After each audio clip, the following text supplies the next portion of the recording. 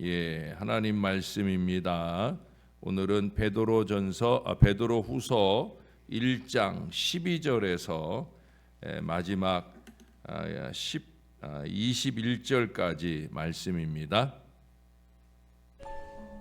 그러므로 너희가 이것을 알고 이미 있는 진리에 서 있으나 내가 항상 너희에게 생각나게 하려 하노라. 내가 이 장막에 있을 동안에 너희를 일깨워 생각나게 함이 옳은 줄로 여기노니, 이는 우리 주 예수 그리스도께서 내게 지시하신 것 같이 나도 나의 장막을 벗어날 것이 임박한 줄을 알미라. 내가 힘써 너희로 하여금 내가 떠난 후에라도 어느 때나 이런 것을 생각나게 하려 하노라. 우리 주 예수 그리스도의 능력과 강림하심을 너희에게 알게 한 것이 교묘히 만든 이야기를 따른 것이 아니요, 우리는 그의 크신 위엄을 친히 본 자라. 지극히 큰 영광 중에서 이러한 소리가 그에게 나기를, 이는 내 사랑하는 아들이요 내 기뻐하는 자라 하실 때에 그가 하나님 아버지께 존귀와 영광을 받으셨느니라.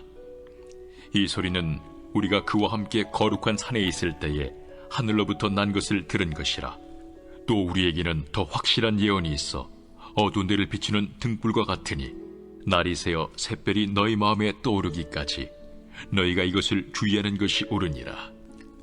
먼저 알 것은 성경의 모든 예언은 사사로이 풀 것이 아니니, 예언은 언제든지 사람의 뜻으로 낸 것이 아니요 오직 성령의 감동하심을 받은 사람들이 하나님께 받아 말한 것임이라. 아멘. 12절 말씀을 한 번 더 보겠습니다. 그러므로 너희가 이것을 알고 이미 있는 진리에 서 있으나 내가 항상 너희에게 생각나게 하려 하노라. 진리를 알았습니다.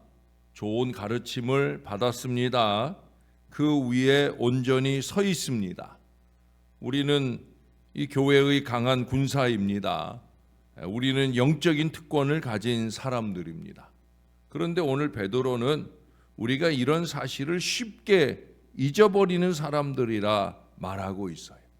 그래서 여기 12절부터 시작해서 3번이나 내가 항상 너희로 생각나게 하려 하노라 이렇게 강조를 해요. 거의 13절에도 보세요. 내가 이 장막에 있을 동안에, 여기 장막이라고 하는 것은 아직 내가 살아있을 동안에 하는 얘기예요. 내가 이 육신의 장막에 아직도 살아있을 동안에 너희를 일깨워 생각나게 함이 옳은 줄로 여긴다.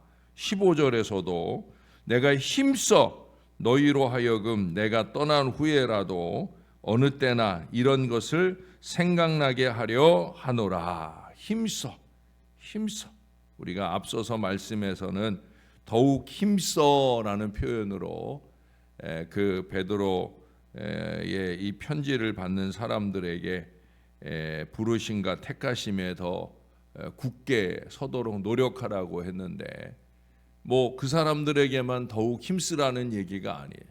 베드로도 힘써서 뭘 노력한다고요? 너희로 항상 생각나게 하려 한다고. 뭐 목사의 노력도 마찬가지예요.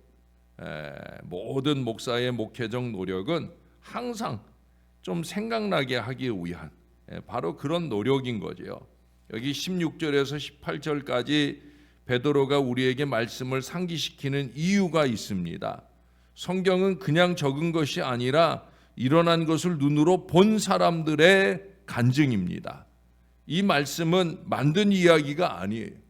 그분의 능력과 재림에 대해 이야기하는 것은 예수 그리스도의 존귀를 직접 눈으로 보았기 때문이다 라고 말하고 있어요. 베드로는 변화산에서 그리스도의 옷이 빛나는 것과 영광이 나타나는 것을 눈으로 직접 보았습니다. 또 귀로도 들었습니다. 거기도 말하잖아요. 이는 내 사랑하는 아들이요 내 기뻐하는 자라 하는 음성을 들었다는 거예요. 여러분, 이보다 더 나은 복음이 어디 있습니까? 중요한 것은 이 복음의 능력, 복음의 은혜를 잊지 않는 거예요.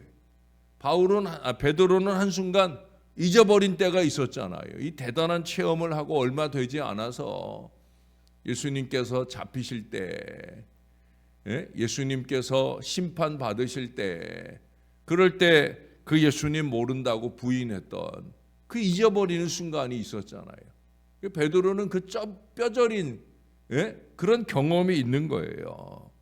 여러분, 은혜 받는 거 중요합니다.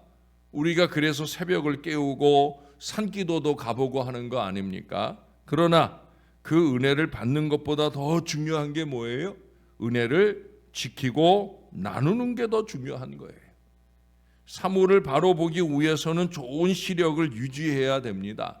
그러나 보다 더 중요한 것은 뭐예요? 빛이 있어야 한다는 절대 조건이죠. 시력이 1.5, 2.0이면 뭐예요? 컴컴한 어둠 속에서는 누구도 아무것도 볼 수 없는 거예요. 여기 오늘 사도 베드로는 자신의 어두웠던 인생을 돌아보면서 19절을 보세요. 우리에게는 더 확실한 예언이 있어 어두운 해를 비추는 등불과 같으니 날이 새어 샛별이 너희 마음에 떠오르기까지 너희가 이것을 주의하는 것이 옳으니라. 이렇게 권고하고 있습니다. 주의 복음을 상기하고 주의해야 하는 이유가 무엇입니까? 아니, 그러기 위해 노력해야 되는 바가 무엇이냐는 거예요. 첫째로 더 확실한 예언의 말씀이 있음을 알아야 됩니다. 우리가 아는 말씀이 전부가 아니라는 거예요. 더 깨달아야 되는. 저는 설교하는 세월만 40년 넘게 되어 가는데, 그런데도 불구하고 늘 새롭게 깨달을 때가 많아요. 야, 이런 말씀이 또 있었네. 얼마 전에도 여러분들에게 제가 설교 시간에 그런 얘기들을 하지 않습니까? 여기 이 말씀이 덧붙여 있더라고요.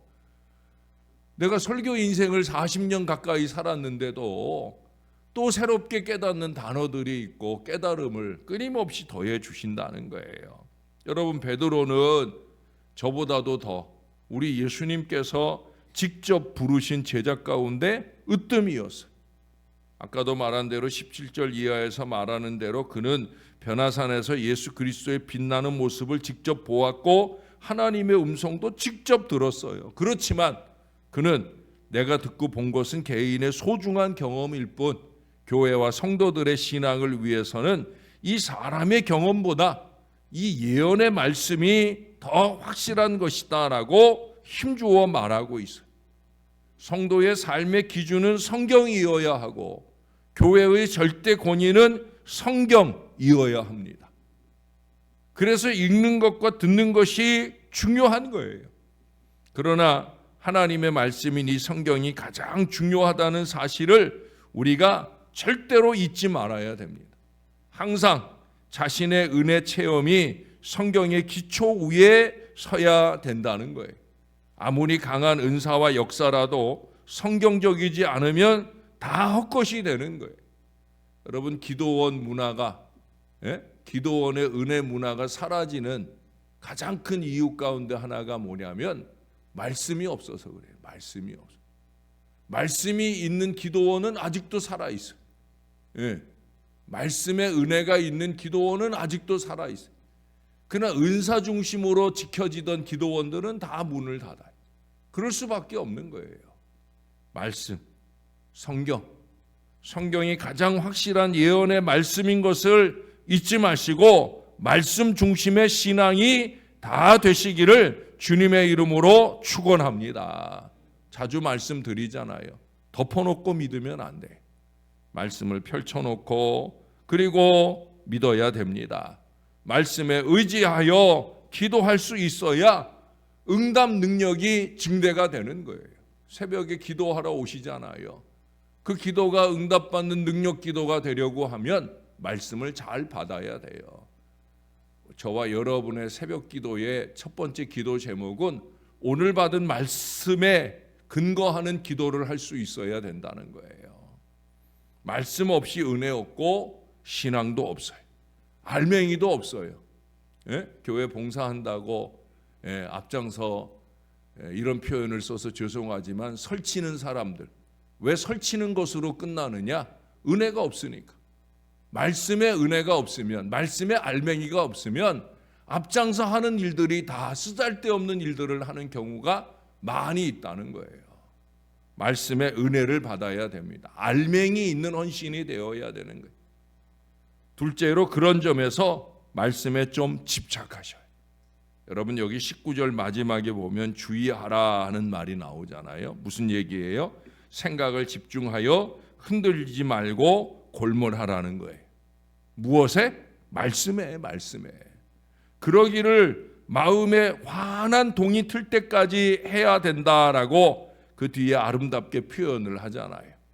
말씀을 건성으로 읽거나 듣지 마시기 바라요. 문자적으로 해석해서는 안 된다는 거예요. 동토오르는 새벽처럼 환한 빛이 내 마음에 비춰올 때까지 이 말씀을 듣기도 하고 묵상할 수 있어야 되는 거예요. 여러분 새벽 아침 주의 말씀을 좀 귀 기울여 들으셔야 됩니다. 우리 심령의 어두운 구석구석을 다 비추어 환히 밝혀주실 때까지 이 말씀에 더 집중해야 된다는 거예요. 새벽에 깨어나 예배 오시는 것 아주 잘하시는 거예요. 그러나 거기까지만 하면 안 되는 거예요. 그 이상이어야 됩니다. 말씀으로 마음에 동이 터야, 말씀으로 마음에 동이 터야 진짜 새벽을 깨우는 거예요. 와가지고 그저 졸며 자며 시간만 허송하고 보내는 새벽은 아무 의미가 없는 거예요. 마음에 동 터올라야 된다. 무엇으로? 말씀으로 동이 터야 된다.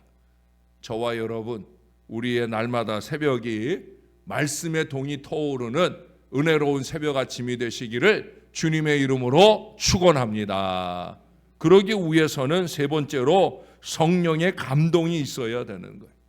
성경의 예언은 성령께서 사람의 마음을 감동하여 기록한 것이다고 오늘 21절에도 한 번 더 강조합니다.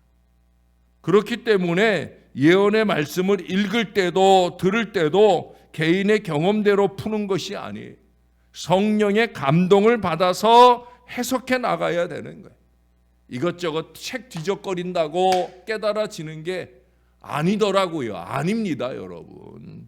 부활하신 예수께서 승천하신 뒤에 제자들은 다락방에 모여 힘써 기도했잖아요. 아직도 구세주이신 예수님에 대하여 온전히 알지 못하는 제자들, 그래서 나가 말할 수 없는 제자들, 그런데 마침내 성령 충만한 은혜가 그들에게 임했어요. 우리가 지금 부활절이 지나고 오순절 날을 향한 여정을 지나고 있잖아요. 우리가 제자들과 똑같은 마음의 간절한 기도가 있어야 되는 거예요. 제자들은 열흘 동안의 기도로 이룬 일이지만 우리는 40일, 50일을 열심으로 기도해서 이 성령 충만한 은혜를 입어야 된다는 거예요. 왜? 그들이 오순절에 그 아침에 그들의 마음에 새벽이 왔잖아요. 그러자 그들이 누구든지 주의 이름을 부르는 자는 구원을 얻으리라는 이 선지자 요엘의 예언이 바로 예수님에 대한 말씀인 것을 깨닫게 되었고 베드로는 그것을 힘있게 증거하는 자리에 있게 되었습니다. 그러기에 성령께서 오셔서 우리의 마음을 비춰주시면 그러면 깨닫게 되고 기억하게 되고 용기와 확신을 가지게 되는 거예요. 왜? 예수님께서도 그랬었잖아요. 보혜사 성령이 오시면 너희에게 모든 것을 가르치고 생각나게 하시리라. 요한복음 14장 26절에 이 약속의 말씀을 주셨어요. 초대교회는 그 말씀 그대로의 은혜 체험이 있었어요. 저와 여러분의 우리 신월제일교회도 그런 은혜 체험이 넘치게 되기를 바랍니다. 여러분 왜 전도가 안 됩니까? 이 성령의 조명이 내 안에서 일어나지 않아서 그런 거예요. 여러분 제가 설교를 준비할 때도 마찬가지. 성령이 조명해 주시지 않으면은요. 이건 뭐 1시간, 2시간 그냥 헤매고 앉아 있을 때가 얼마나 많았는지 몰라요. 우리 목사님은 말씀 펼치면 성경이 줄줄줄줄 풀어져서 써지겠지. 아니에요. 여러분. 저에게도 성령 충만하지 않은 시간이 있으면 그때는 설교 준비하려고 많이 애를 써도 제가 설교를 미리미리 몇 달 전에 미리미리 준비하게 된 이유가 바로 거기에 있어요. 닥쳐서 준비하려는데 시간은 닥쳐오고, 제 친구들 가운데도 그런 얘기하는 사람들 많아요. 토요일 날까지 새 설교를 써나가는 그런 사람들 지금도 부직이 있을 거예요. 근데 그게 시간이 급하다고 말씀이 쏟아지는 게 아니거든요. 제가 젊은 날 그걸 깨닫게 되고 나서는 말씀을 미리미리 받아야지. 예? 그래서 미리미리 말씀 준비를 해놓는 이유가 거기 있는 거예요. 성령 충만할 때 받는 말씀들을 미리미리 차곡차곡 쌓아두었다가 그래서 말씀을 전하게 되는. 그러나 그것만으로도 아니에요. 또다시 그 말씀을 전하기 전에 벌써 이번 주일 설교 말씀도 미리 다 적어놨지만, 그러나 저는 월요일 날 그저께부터 벌써 그 말씀을 읽기 시작하면서 설교할 내용들을 읽기 시작하면서 또 정리해 나가고 덧붙여 나가고 그 한 주간을 또 지나는 거예요. 그 모든 것들이 다 성령의 은혜로, 성령의 은혜가, 성령의 조명이 이루어지지 않으면 안 되는 거예요. 목사의 설교를 받는 말씀도 그러할진데, 여러분들이 새벽 아침에 여러분 마음에 이 말씀으로 동토오는 아침을 만나는 게 쉬운 일이겠어요? 성령 충만해야 되는 거예요. 성령 충만하지 않으면 그냥 헤매고 지나가는 시간이 되고 마는 거예요. 구약의 시인은 시편 119편에서 끊임없이 우리들에게 고백을 합니다.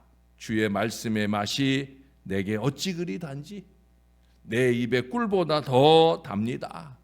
주의 말씀은 내 발의 등불이요 내 길에 비칩니다 라고 노래를 하고 있어요. 이것이 저와 여러분들의 고백이 되어야 할 줄로 믿습니다. 열심히 말씀을 읽고 지내시는 이 한 해, 아니 이후에도 이 은혜가 넘치는 말씀 생활이 되시기를 바랍니다. 여러분, 베드로는 사도행전 3장에 그의 두 번째 설교 속에서 모세의 말을 인용해서 이런 얘기를 인용합니다. 누구든지 그 선지자의 말을 듣지 아니하는 자는 백성 중에서 멸망받으리라. 아주 부드럽고 떨리는 말씀을 우리들에게 들려줍니다. 백성 중에서예요. 새벽 예배 중에서예요. 주일 예배 중에서예요. 신월 제일교회 중에서예요.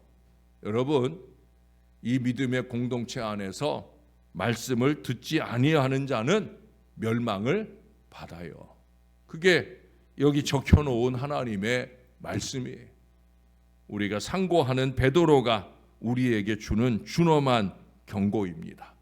기왕에 말씀 받는 은혜 신앙을 열어가고자 영부름치는 신앙을 살 거라고 하면 저와 여러분이 말씀을 잘 들으시고 그 말씀으로 날마다 동토오는 저와 여러분의 심령들이 다 되시기를, 말씀으로 육신이 되어 이 땅에 오신 우리의 구주 예수님의 이름으로 간절히 축원합니다.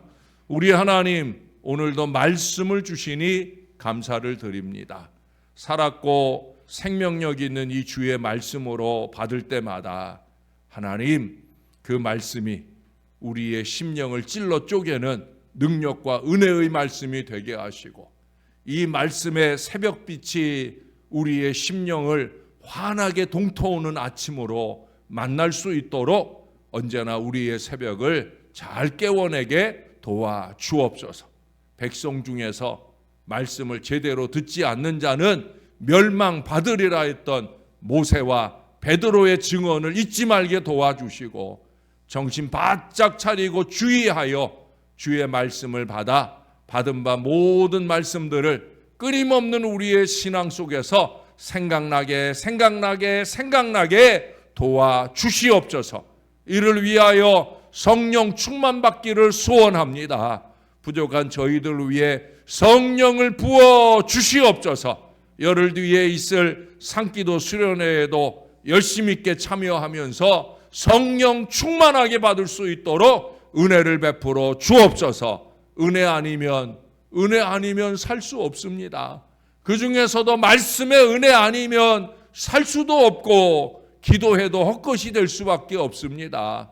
말씀에 의지하여 기도의 그물을 내리는 이 기도의 인생을 잘 살아갈 수 있도록 응답 능력이 강한 기도의 신앙자들이 될 수 있도록 우리 새벽 용사들을 강하게 붙들어 주시옵소서.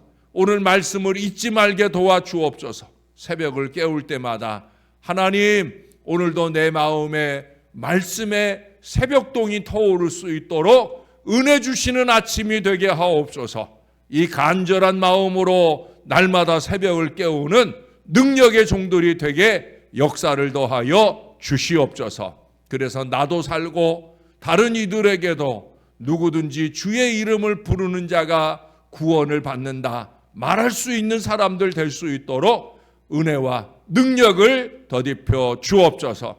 크고 작은 육신의 어려움으로 신음하는 이들을 주님이 돌보시옵소서. 어린아이에게 임한 고열로부터 시작하여 모든 주의 백성들의 육신의 어려움을 주의 손으로 만져주셔서 깨끗이 나음받도록 열은 내리게 하시고 육신의 모든 악한 것들은 예수의 이름으로 떠나가는 능력의 역사가 임할 수 있게, 특별히 치료받는 모든 치료의 여정이 하나님의 은혜로 잘 이겨내는 역사가 나타나도록 우리의 자녀들 특별한 은혜로 붙들어 인도해 주시옵소서. 믿음의 부모의 믿음의 기도가 능력 기도가 되어 승리의 역사를 경험하도록 예수 잘 믿고 사는 우리의 자손들 다 되도록 은혜 베풀어 주옵소서. 감사합니다. 사랑합니다. 예수님의 이름으로 기도합니다. 아멘.